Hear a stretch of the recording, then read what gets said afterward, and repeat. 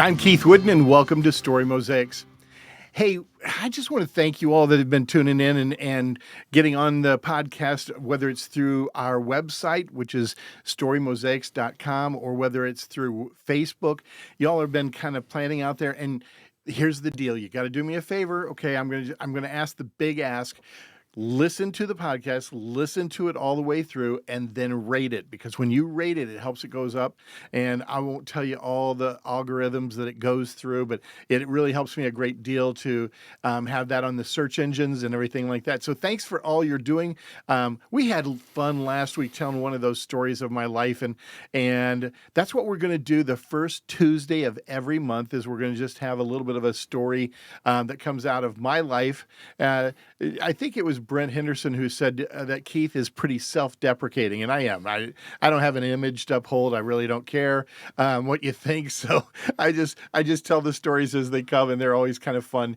The second week, though, and this is where we're at, the second Tuesday, this is where we're at today, is we take a story from what I call story mining. I go out and I listen, and I sit in church on Sundays. There was a guy behind me this past Sunday, and it was so funny because Pastor Darren was walking down the aisle, and this kid said, "Hey, I need to catch up with you on a story that I have for you." And as soon as he said that, my ears perked up. I turned around and I said, "Okay, I want to hear the story first." And so we had some fun listening to his story. But I'm always story mining and looking for the stories, and that's how this story came about.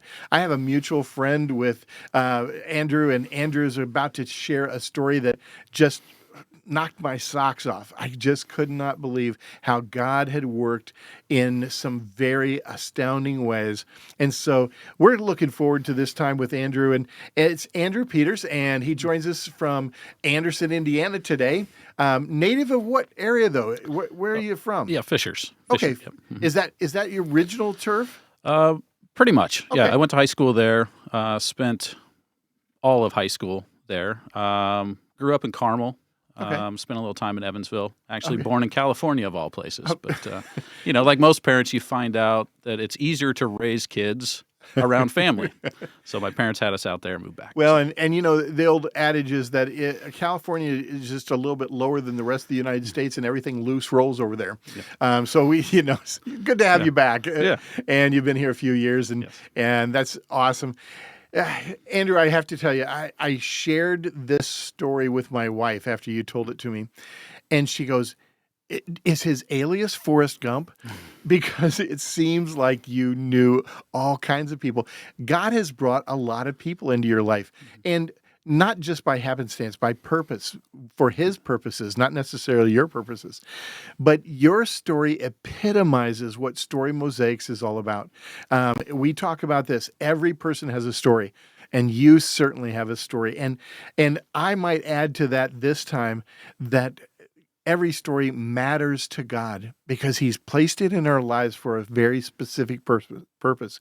And then what we want to do on Story Mosaics is help people tell their stories and help them tell them well. So, hey, we're going to dive right in because we've got a lot to say and a lot to do today. And so thanks again just for coming out. And so we're just going to go back, and I want to go to a childhood picture a little bit, okay? Mm-hmm. Because I want to take a snapshot real quick of your growing up years because you are an athlete, okay? You always smirk when I say that, but you are such a tremendous athlete, whether it's cycling or baseball or whatever. Tell me all the sports you played in high school. I played baseball. Okay, in high school. Yes, in high school. I coach the high school team that I went to, Hamilton Southeastern, with the JV guys. Those fellas would tell you I'm not an athlete. Getting out there and trying to throw a baseball after quite a few years, it's a challenge. You're also a cyclist, yes, though. yeah, that's my passion. Is it really? It is, yeah. Now, okay, so when you're on your bike, which I've had the pleasure of seeing you whiz by me, going the other direction while I'm headed out on 1000 South there, how fast do you ride? It depends, right? Weather's a big factor there. Average 19, 20. Okay. That's a good average on a ride. That's right? amazing. Yeah, and there's Amazing. moments where you may be at 15. There's moments where you may be at 25. Yeah. Right? It just depends. Yeah. Yeah, But weather is a big key. but you also do it long distances. Correct. Yeah. It's not unusual for you just to go out and ride 100 miles. Yeah. Are you Yeah. crazy? Yeah. Sometimes. Yeah. Yeah. There's people in my life that definitely think I'm crazy. I definitely stress them out at times with my endeavors.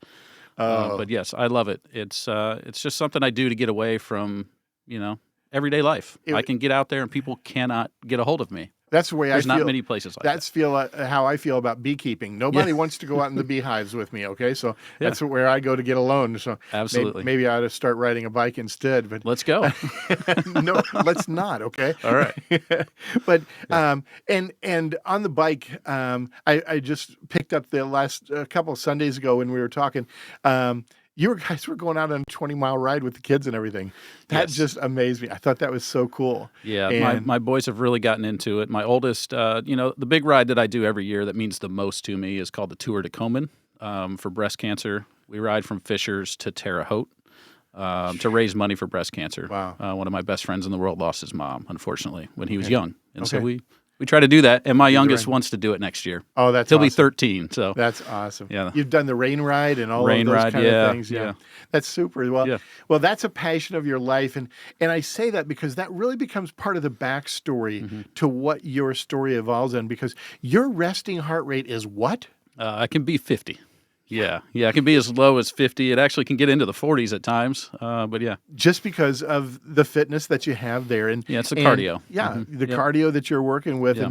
And what's interesting about that, because that became an alarm in your life. Correct. So let me go back, because I think it's important for people to know that you like people to play things really straight with you. You don't like them just to hem-haw around. Yeah. In fact, when you were in high school, I think you asked your coach whether you could be a pitcher, and he said no. Yeah, That's yeah, not gonna be- exactly. Yeah, it was January of my senior year. I had pitched, all the way through on JV. Didn't pitch any varsity innings, but I was 9-1 my junior year, and I'm like, Coach, you need me at pitchers workouts next week. No, No, I don't. We don't. I don't actually. And we're not going to be using you there. Yeah, all right, cool. Thanks for telling me. I Well, appreciate that. And I appreciate this about you, because you've said to me, I'm not going to be a victim. Yes. And that's the only way we can do it, is we need to hear it straight from one Yes. another. We need to hear those remarks straight. Another part of your life that I thought was interesting is that you worked for the Colts for a period of time. I did. How did yeah. you get that job? Yeah, so that started in 2001, and I was there through Andrew Luck's rookie year, so that was 2012. Wow. That was actually the year that Coach Pagano had his cancer battle as well. I just got lucky. A guy that I knew in college did it, and they had some guys back out of going to training camp and working with the equipment guys. And on a whim, he called me. We were throwing footballs in the courtyard in between classes. You're like, okay, that guy can throw. Evidently, he can catch. And he's probably crazy enough to go work these crazy hours. And it was supposed to just be that. Yeah.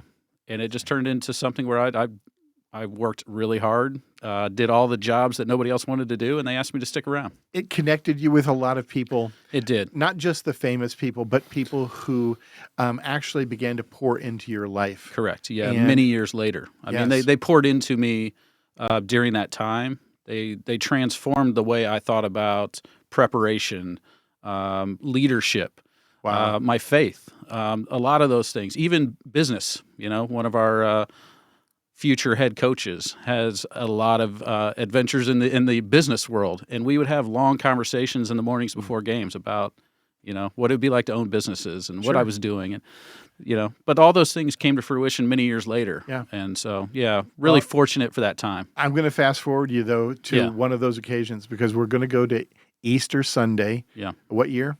2022. 2022. Yeah, April So 17th. we're jumping pretty far ahead. Yeah. Easter Sunday. Yeah.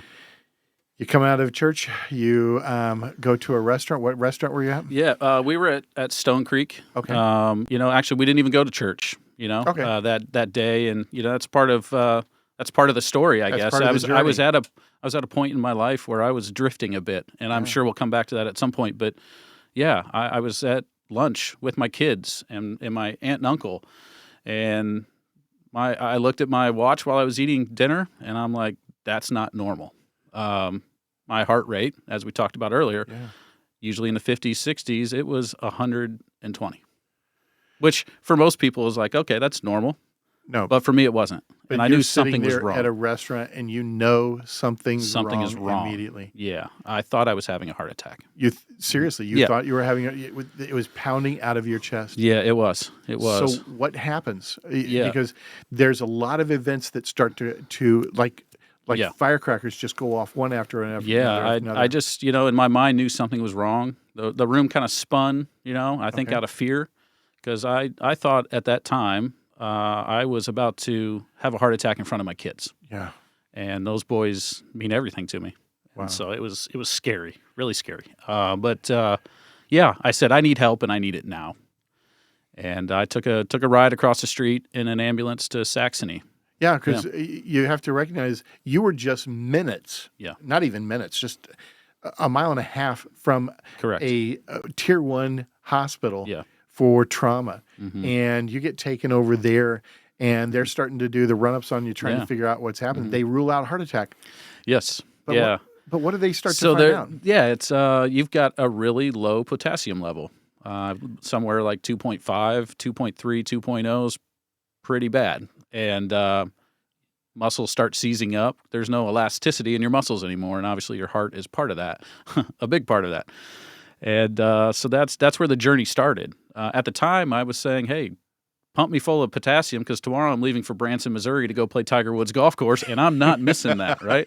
No way. Focus, yeah, focus, focus. I got to go play that course. It turned it turned in a hurry. You know what? I went out, I checked that potassium stuff because I didn't know what's normal and everything. Yeah. And the first thing that blinks on is simply this, 2.5. Mm-hmm.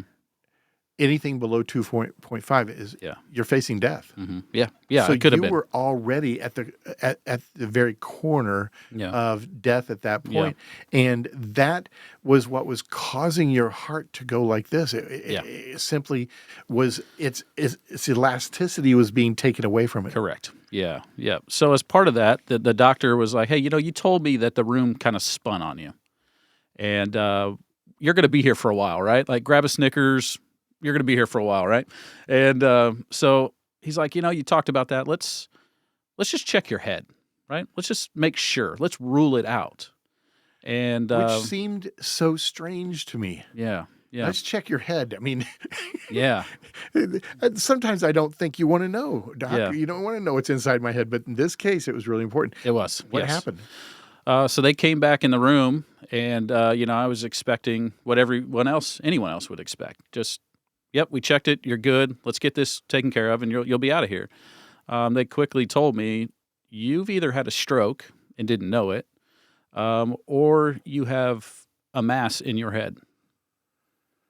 Okay, just take me there. What happens to you mentally in a moment like this? I don't even know. At that moment, you're actually praying that you had a stroke, right? Mm. Because the outcome, obviously, I was okay, right? Yeah. Yeah. But in the moment, it goes from, all right, get me out of here. I'm going to go play golf, to you've got this going on, and we need to get you to Methodist downtown, because it's very possible you might have a craniotomy tonight. That was a possibility. Help me understand technological words here. Okay? Yes. Craniotomy would mean completely open your skull up to operate on your brain. Find out what's going on. Well, to remove it if it's, because it was obviously causing some issues. Just that quickly. Yeah, just that quickly. My kids saw this all happen. They saw me get taken away in an ambulance. They're at home with my aunt and uncle. And, how do you even... Yeah. You don't even have time to talk to them or prepare them for that. So that was a very scary moment. For me, it's just, let's go. Like, again, you got to go. Because you want the facts. You don't sugarcoat it. Tell me what I'm up against. Yes. Let's get down there to Methodist Hospital. Yeah, put your head down and go. Mm-hmm. And so you head down to Methodist. Yeah, and it's interesting. The first song when I got in the car was a song by the Dave Matthews Band, which happens to be my favorite band of all time. And they have an XM channel, and it just happened to be on. But I got in the car, and Bartender came on. and you think bartender, okay, no big deal. It's a song that opens with the lyrics, "If I go before I'm old." And so you're driving towards what could be the end of your life, or a life that's much different than what it was even 10, 15 minutes ago. And that song comes on. Wow. And it just puts things into perspective really fast. And we all know that brain surgery is so delicate anyway. Sure. But as I studied this and as I immersed myself in it, every place I was reading was talking about millimeters. Mm-hmm. Everything was measured in millimeters Yeah. of what it would take to paralyze you for life. Correct. A millimeter away. Yeah. What it would take for you to lose your life, a millimeter away. Mm-hmm. And now, you don't know all of this, but these are the facts that are whirling around you. Yeah. And so you get down to Methodist. Another, again, I want to emphasize this because we have listeners all over the United States and around the world. So to give you a perspective of those who are listening in, when there is a wreck at the Indianapolis 500, they take those people to Methodist Hospital. It's the best of the best for Indiana. It is the best of the best. Yeah. It's also associated, though, with IU Medical Center, complex. And again, best of the best, And so here you wind up. There were multiple hospitals around that you could have gone to on the first step, Yeah. okay? Yep. But you went to the Saxony. Secondly, you're now down at Methodist, at one of the greatest hospitals, but they're also connected with another group. These things are not happenstance. Mm-hmm. This is God's signature and his fingerprint all over your life. And I want to bring it back to this because you said I was drifting. I was not. He was not like the number one in my life. Yeah. And yet God has his finger on your life. Yeah. And he there's does. a lot of people who need to know that. They think if I get good enough or if I measure up, then God will pay attention. That's not what it's about. No, it's not. God wants to be a part of your story right there, right then. But they're associated with another clinic that is a world-renowned clinic in cancer, and that's the Mayo Clinic. They have this association there as well. And so all of these pieces fitting together. So you're down there at Methodist. Take me those next steps. What's going on? Yeah, I mean, there's nothing like having an MRI at 3 a.m. when you know something's really wrong, and they're trying to figure it out. There's no sleep, there's no nothing, right? That's right. It was a really tough couple hours, and maybe a little bit of sleep, not much. And the doctors come in the next morning and were preparing me, for the worst. Like, this is really bad, but we can do surgery. We don't need to do it today or tonight, whatever. But we need to schedule this out and we need to get moving. So my first inclination was like, this thing's in my head. Whoever can do this the fastest. It's not supposed to be there. So get it out. Yeah. So now we've narrowed it down, and their first inclination is to call it what kind of mass? Yeah. So they were talking to, my parents quite a bit. It was busy in there. I do not recommend going to the emergency room there unless you really have to. It's just a busy place, and it does give you a little bit of perspective. As bad as my situation was, you're looking around and seeing some people that are in a really bad place in their life. Yes. People who need God in their life. Wow. And even as much as I need him in my life, I was at that time kind of thinking like, man, this is really sad that our community, people that need help, are here tonight. Because where it's, as it is that tier 1 hospital, it is right in the middle of Indianapolis at a very critical juncture of where a lot of people have great needs. So I would say like that portion of that night was like God telling me, look, it could be this bad for you, but it's not. As bad as some things in your life may be or have been, you're not in that situation, right? And so when I do heal you, make the most of it. Wow. So they were preparing me for a glioblastoma, or at least preparing my family for that. We later found out that it wasn't, but the Mayo Clinic was the same way. This is the same thing that someone like John McCain had, right? And we can't buy you your life, but we can buy you time. right? We can buy you time to maybe watch your kids grow for a couple more years. Those kind of things are what they prepare you for. So this is all becomes very sobering as you tell it. Yeah. Because they cannot buy you your life. Mm-hmm. We can just buy you a little time. A little time. Yeah. And that becomes something that is just a full stop. Put a punctuation mark in here because my life is changing radically. Correct. Yeah. Okay. We've talked about a bunch of God moments already. Mm-hmm. How did Mayo Rochester even become a part of this? Yeah, it was a family recommendation. Like, hey, look, you've got one shot at this. And I'm so grateful that I was pointed in that direction because I got one chance to do this, and to do it right and to have the best of the best doing it. I didn't make that decision. Like I said, it's in my head and I want it out. Can you do it tomorrow? Put it up for bid. I don't know. It's got to get out of here. But some folks that had my best interest at the time in mind were like, no, we need to go there. And so by chance and by hard work from some other people in my life at the time, were like, let's push this one. Yeah. Let's see And it's like Friday, we get the go ahead. We can meet with you on Monday. Wait. We gotta put this in perspective. Yeah. Sunday, we're into Monday. Friday, you're going up to Mayo. We get the news we can be there, but we got to be there Monday morning. So then it's got to get 2 kids taken care of, get flights, get up there on Sunday for a meeting on Monday morning. Yeah. And Mayo works in a cohort fashion. Correct. Is a whole group of docs. Yes. Look at you, who you are, what you have, and they kind of the best of the best have kind of a bidding war on this. They really do. Yeah, I mean they say, "I want this one." Well, yeah, they're all salary. There's no competition. It's what can we do to make the biggest impact in this person's life? Give them the best chance to survive. It is the most amazing place in the world, and very fortunate to have been there. So you meet with a doc. Yeah.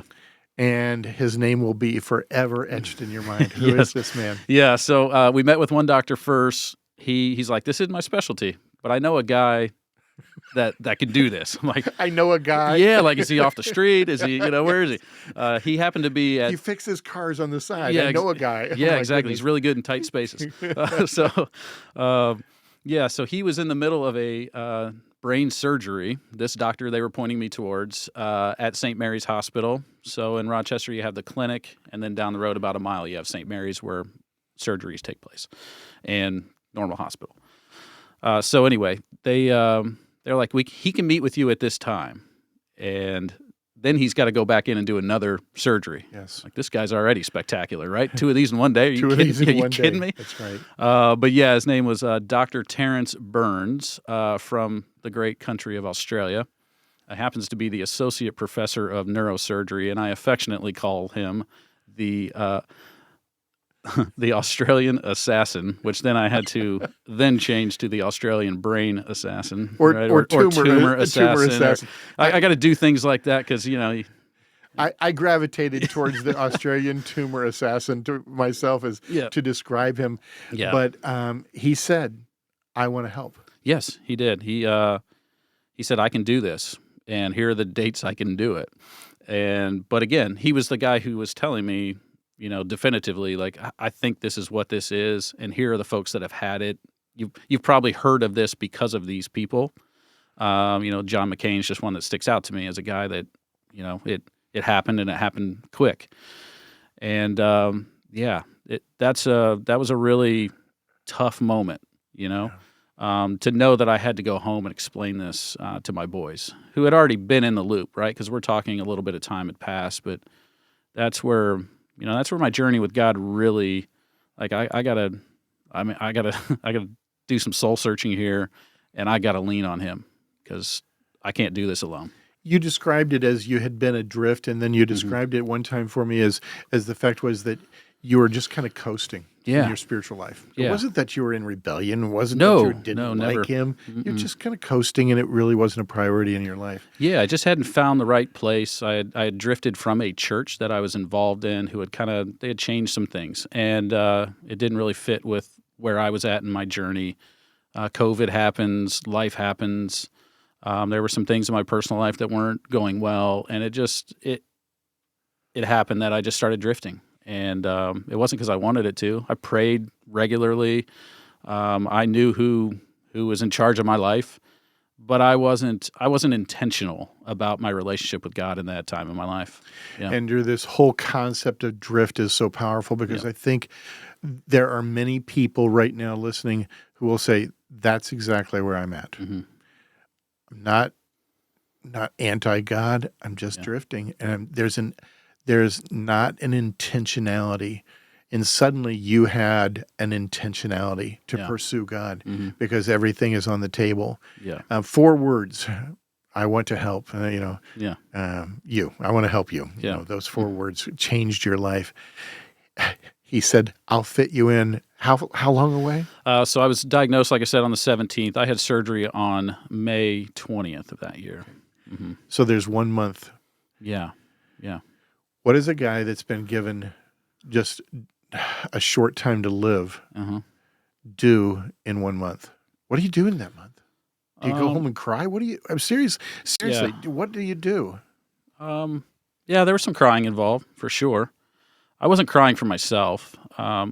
You talked about a little bit on the top of this that, I've lived a really blessed life. I've done more at this time. I was 9 days past my 40th birthday.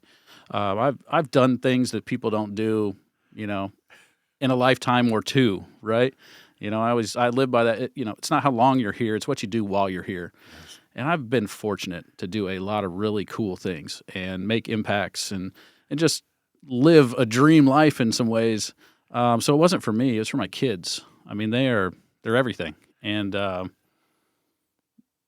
wondering if you're going to be able to watch your kids grow up. When you're facing that mortality at 40, going, I have all these dreams of raising these kids in a certain way so that they become the young men that I want them to be, and I may not get to see that on this earth. That's tough to, grapple with. But Andrew, one of the things that I love when I have conversations with you, is the way you say "my sons." Yeah.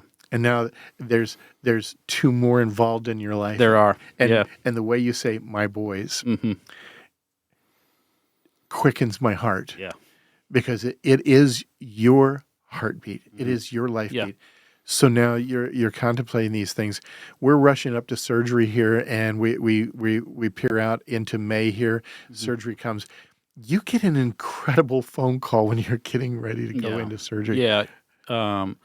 Tony Dungy is a guy that I just got to know him on a really high level when he was a coach, and we lost contact for many years. I had a lady who worked for the Colts for many years named Stephanie who went out of her way to reconnect me with some guys that had an impact on me as a young guy. And the only request I had was, could you get me in contact with these guys so that I can call them one more time? Like, I just want to tell this group of men, I'm not calling them saying, hey, can you make a donation? Can you do it? No, it was, I just want them to know, if I don't make it, I want them to know the impact they had on a guy that was running up and down the sidelines with an orange X on his, they had no idea, because in that world, a season ends and the team's never the same. Sometimes the coaches go, sometimes the players go. And I'm not a guy that's there daily. So a season may go and a player may leave, and you never have a chance to tell them, hey, here's what you did for me along the way. Here's how you shaped me as a person, as a leader, as a father many years later, right? So I just wanted that opportunity to tell a couple guys, like, man, I just appreciate what you did for me. One more conversation. Just give me one more. Yeah, just give me one more. Yeah. You know what? And these guys are used to the ask constantly. Yeah. They're constantly being asked to contribute or do or be. Yeah. And you didn't want anything from them. No. And Coach, he's, in my mind, he's the closest thing to Jesus that's ever walked this earth since Jesus. He went out of his way. He said, I'm going to call you the night before at this time, be ready. And he prayed over me. And he's the last man I prayed with before I had surgery. Surgery's on what day then? The 20th, yeah. So on the 19th, he calls you up the evening before. and Yeah, says, I'm in the middle of dinner, step outside, and we pray together. I walk back in, have dinner, and I got tears running down my face. And but it put me at ease, to know that people like that were there for me. Yes. People that didn't have to be. We had our conversation, the only one that I wanted, but they showed up, and they continue to show up. Right, it means the world to me. I mentioned that we're talking in terms of millimeters, and they open up your skull. Yeah. And the graphicness of that becomes pretty earth-shattering. They're taking out I think so. I was asleep. I don't know. Yeah. Well, they're taking out a piece of that and laying it aside and putting it in the freezer for later on. They're doing all kinds of things. And I mentioned that they're doing this all within millimeters. Of surgery, and you have one of the most gifted individuals in the world doing this surgery. What's amazing to me is you wake up from this, and it's hours before they're saying, we're going to discharge you. You can get out of here. Mm-hmm. You could go home. Yeah. And I'm thinking, no, he just opened up his head. Yeah, I got out the next Thursday. So Friday and then Thursday. Oh, and a lot happened in between that time. I mean, it wasn't easy, but it wasn't the worst thing that ever happened either. Well, let's talk about that because there was a tumor that they couldn't get to. Yeah, there was some of it they couldn't get to safely. And I knew that. And we knew that going in, that would be the case, that we're going to get everything we can safely. And then we're going to have to eradicate the rest of it other ways. So, yeah. So, next step, what happens? Because this is something that stirred my heart so deeply. Yeah. I'll just back up real quick. Because before surgery started, I made a point to do two things. One was I wrote letters to certain people in my life so they knew. If I didn't make it out of that surgery, they knew how I felt about them. And then the very last thing I did before they put me under, they even had the mask ready right beside me, is I asked all of the people in the room to join hands and we all prayed together. I prayed over the team. And that was really important to me to look, if the last thing I remember in my life and I go to sleep, the last thing I'm going to do is pray. Yeah. And then I'm going to go into, I'm going to go into heaven and God's going to be there to meet me. You know what I want you to do us a favor here because it'll be helpful. Yeah. There's something about 5 sensing a story, okay? When I write it down, I write it as a nickel, okay? Mm-hmm. But 5 sensing a story just means I'm just gonna go back and if this gets too close to home, then we'll just stop, okay? And we'll turn in a different direction. But it won't. Okay. But 5 sensing a story just allows you to look around the room, to feel the temperature of the room. Mm-hmm. To feel the hands of those around you. Tell me, just give me a half dozen to a dozen different 5 senses that you experienced in that time just before they put that mask on. It was cold. It was really cold. That's one of those moments, it's not like they're going in to fix a knee. I've had that surgery before. Like that, your chances are pretty good you're going to wake up. Yeah. This one, it's, are you going to wake up? It's, are you going to wake up and be the same person you were before you went to sleep? That's right. So those are things I was thinking about. Being in a room with a giant MRI machine in the room to where they could at any point take you and put you in that to see where they are and what they're close to is interesting. I also before I went to sleep, they had prepared me for the possibility that they could wake me up during the surgery and ask me questions to, ask me to answer questions they had asked me the day before in a 3-hour marathon session of cognitive stuff. So there was just a lot going on of how is this going to go? That was so interesting too, is that they might wake you up. Yeah. So you've got the coldness in the room. Yeah. You've got all of these machines. You've got an MRI machine right there, and you don't turn off an MRI machine, by the way. Mm-hmm. It stays on all the time because it costs thousands and thousands of dollars to flick the switch to start it back. Sure. So that little machine is making noise over there. Yeah. So you're hearing different things. And the people. I was feeling the people around me and from all, ethnicities and things. And I don't even know if these people have a relationship with God.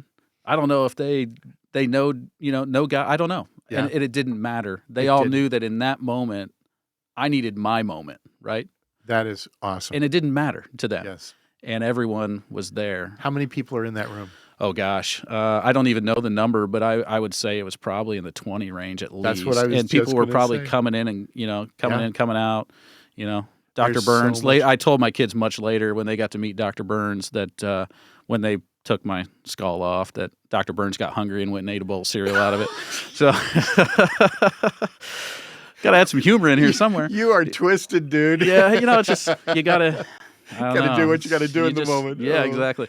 But anyway, yeah. So those are some things I felt for sure. And in those kind of atmospheres, it's always amazing to me because it is an orchestration of human beings that know everything that they're supposed to do. Yeah. And they are working in the conductor is Dr. Burns in that moment, and everybody responds. And that's why he's chosen that team and those people to work with. Yeah. So there's a lot of five senses working on in that moment. Yeah, 100%. Okay, we're not done with the story yet though, because there's a next step, and this is help me out. There's a piece of a tumor still inside of your head. Correct. Yeah, they got, I think, upwards of 90% out. But then I had to go home and recover. And I did some, therapy stuff, right? Physical therapy, cognitive therapies, occupational. I did a lot of that stuff. And then I got the news in early July that I had been, approved with insurance to go back to the Mayo Clinic to do a form of radiation treatment called proton radiation, which is only offered in a handful of places around the country.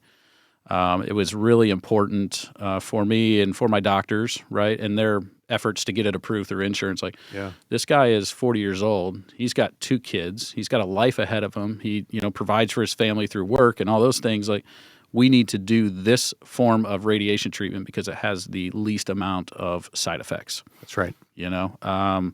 It's like a modern day aircraft, shooting a missile through a window, as opposed to a B-17 dropping a bomb and you hope it maybe hits within a mile of where you wanted it to. What a great analogy. That's the way I've always, picture. it's just, it's going to go in here, it's going to come out, as opposed to it's going to go in here and it's going to go out the other side. Yeah. So it saved me cognitively in a big way.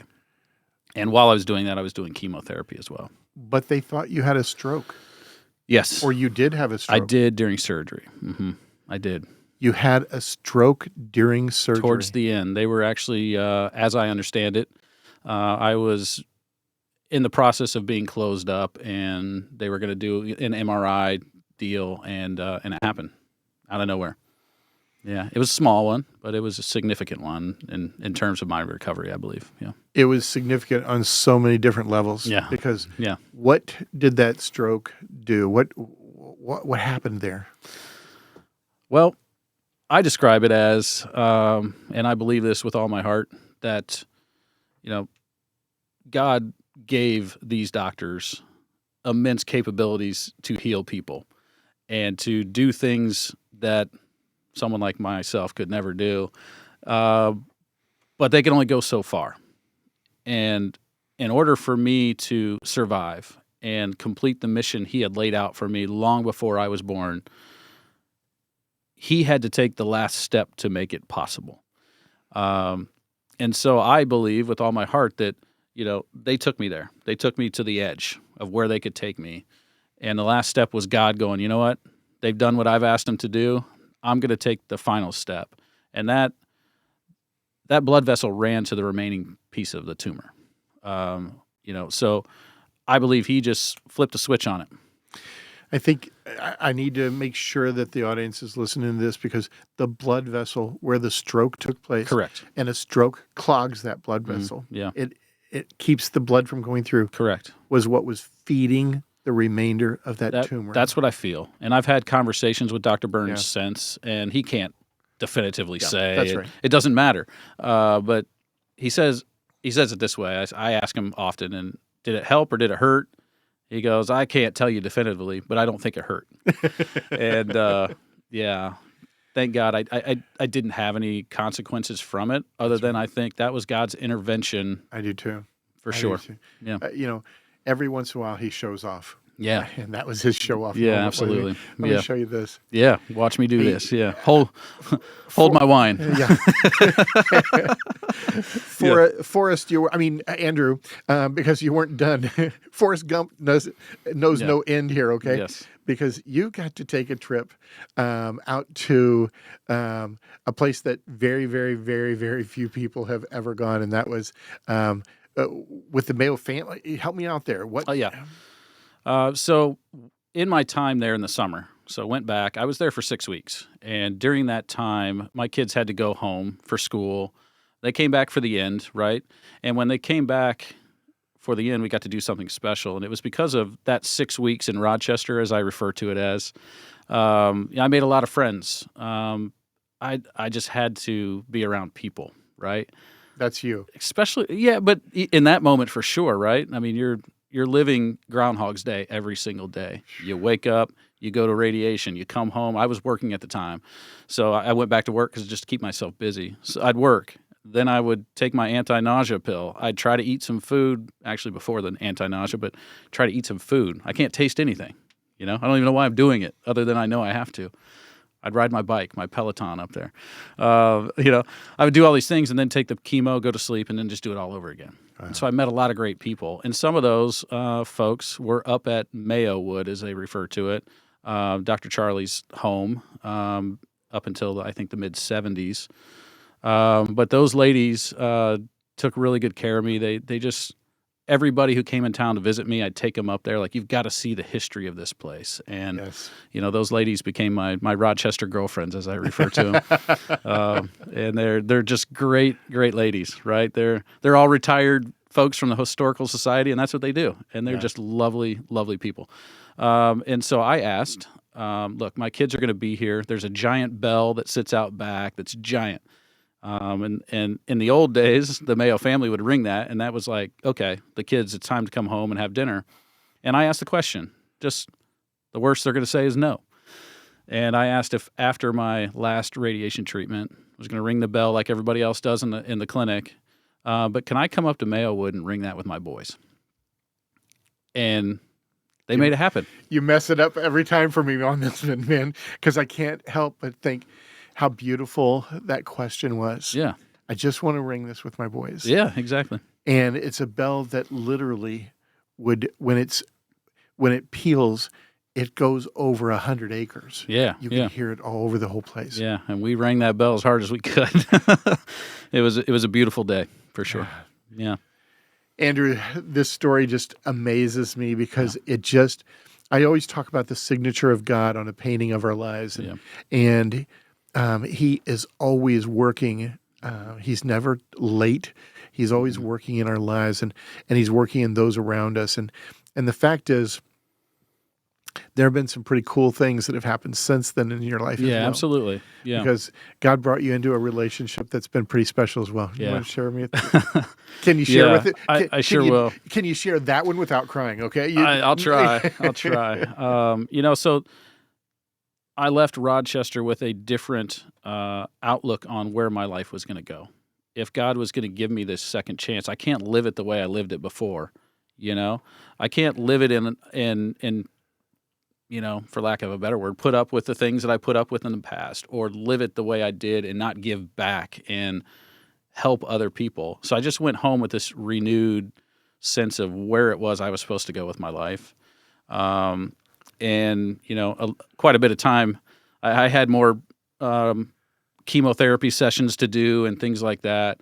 And I went on a journey, and Pastor Darren talks about it a lot at our church, at Heartland and Fishers, and give God a year of your life. That's all I'm asking, just a year. If you give him a year and see what happens. And I went all in, and through that, some amazing things started to happen in my life. But it took some time, right? Right. And it took until this year for me to, in my mind, I had given God my entire life, all of it. You got it all. But I'm going to hold on to this one little piece over here, and that was a bit of I needed to give forgiveness, in a portion of my life. Yeah. And I went in March on a work trip down down to the Caribbean, and I sat on a beach for days, and I had worship music playing. You know, a lot of the people I were with, they were in the pool, they were drinking cocktails, they were doing all these things. I was just sitting out there just looking at the ocean going, look how far I've come in this year. And it's not because of me. I'm not that special. It was because of God. And that was shortly before Easter of 2023. And I just said, when I get home, I've got to give that forgiveness to that person. You know? And when I did that, literally 2 weeks later, this beautiful, beautiful woman was brought to my life. Yeah. It was him. All of it was him. But, you know, you can't, a lot of people need to understand this. You cannot move forward. Yeah.